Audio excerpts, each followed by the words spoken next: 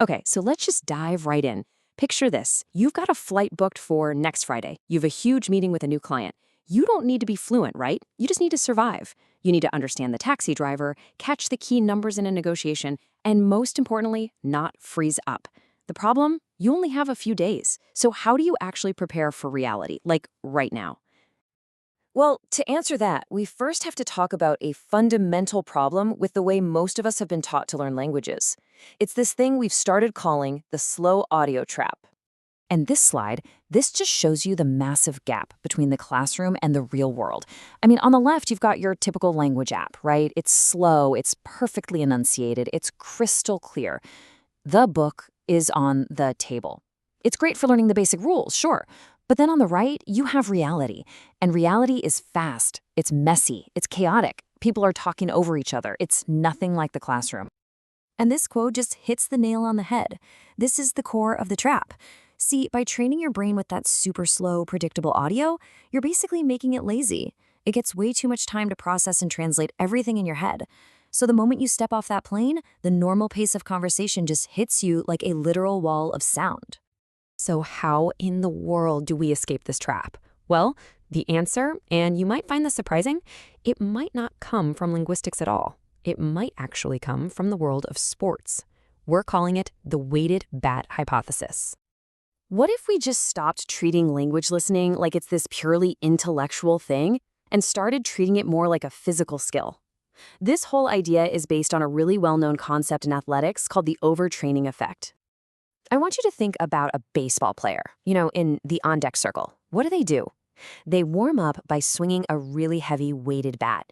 It's tough, it's a struggle, but the second they drop that heavy bat and pick up their normal one, what happens?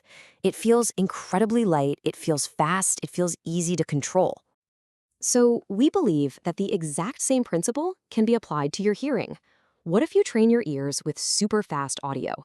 Yeah, it's going to feel chaotic, you're going to struggle to keep up, but after that intense workout, normal, native speed conversation will suddenly feel perfectly clear, maybe even a little slow.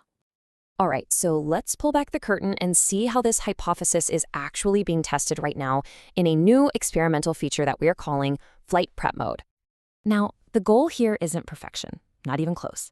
It's something we call acoustic shock inoculation, and you can think of it like a vaccine for your ears. It's designed to get you past that initial moment of panic when you hear a language spoken at full native speed. So inside this mode, AI generates these really realistic business scenarios, things like discussing prices and dates. Then, using these incredibly lifelike neural voices, we play them back at up to 1.4 times the normal speed. And let me be super clear about this. It is going to feel overwhelming at first. You will absolutely miss things. You might even feel a little bit of that panic creeping in. But that is precisely the point. You are swinging the heavy bat. Because after just a few minutes of this high-intensity workout for your ears, when the speed drops back to normal, back to 1.0x, something kind of amazing happens. Your brain, which is now adjusted to that faster pace, suddenly perceives normal speed as clear and totally manageable. You stop translating and you just start hearing. Okay, so this might sound great in theory, but is it just some kind of gimmick? Not at all. There's actually some real science behind why this kind of high-intensity interval training for your brain actually works. It all comes down to a concept known as perceptual adaptation. This is your brain's incredible built-in ability to recalibrate itself whenever it encounters new information, like a different accent or a noisy room, or in this case, a much faster speed. It just adjusts. And you might think this kind of adaptation takes weeks or at least days to kick in. But in reality, it's a matter of sentences. The key number you've got to remember is 30. Yep, that's right, just 30 sentences. Research suggests that for most people, it only takes about 20 to 30 sentences for your brain's auditory processing to actually start recalibrating to the new speed. And that gives you a tangible finish line, right? Just get through those first few sentences and it will start to get easier. But here's a really key detail. To trigger this adaptation, the audio can't be perfect. And that's exactly why we don't use those old robotic text-to-speech voices. We use these hyper-realistic voices that include the dirty audio of real life. Breaths, little hesitations, even laughter. Because that's what your brain needs to train for reality. Now, because this is a brand new experimental protocol, this is not some 50-year-old textbook method, your role as a user is absolutely critical. You're not just a learner here, you're actually part of the experiment. So, to help manage the challenge, we actually changed the rules of the game inside flight prep mode. The goal shifts from trying to be perfect to just adapting. We completely ignore detailed pronunciation scores. Honestly, we don't care if you're perfect. We just care if you can keep up with the rhythm and the flow of the conversation.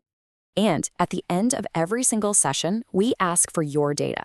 But it's super simple. It's just a one-click question. Your answer directly helps us validate and refine this hypothesis for everybody. So, look, the really crucial point here is that this whole method is about so much more than just surviving a single business trip. It's really a new way to think about training your ears for the realities of modern life. I mean, just think about it for a second. For the commuter, this is eyes-free training you can do on a noisy subway. For anyone who gets that performance anxiety, it's a way to desensitize that freeze response you feel when you hear a foreign language. It's really about tech-enabled personalization for these high-pain, real-world problems. So, listen, this is not a magic pill. It's a high-intensity workout. It's an experiment in pushing the limits of what our brains can do when we help them with technology. The only question left is, are you ready to test the hypothesis?